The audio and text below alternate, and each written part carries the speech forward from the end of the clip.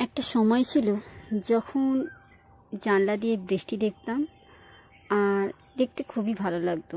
আর তখন দোকানেও যেতাম না কাজ করতে, আর বাড়িতেই বসে থাকতাম। না ছিল কোনো ভয়, না ছিল কিছু। কিন্তু এখন সত্যি বৃষ্টিকে ভীষণ ভয় লাগে।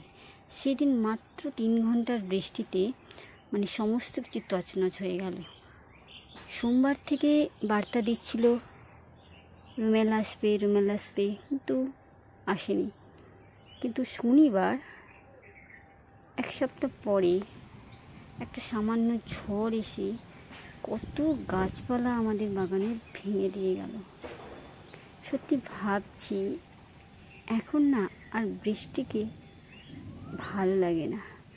আমাদের ঘরে কত ক্ষতি হয়ে গেল, আর পুকুর একদম ভর্তি।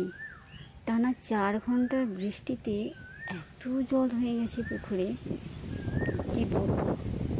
ভয় ভয় যাওয়া আর ভয় ভয় আসা। তো ওয়েদারটা এরকমই, গাছপত্র ভেঙে পড়ে গেছে। সজনে গাছ, আম গাছ, পেঁপে গাছ, কী গাছ বাকি নেই, সব গাছ ভেঙে গেছে। ওদিকে আমাদের কলা বাগানের তো অবস্থা আরোই খারাপ। কতগুলো গাছ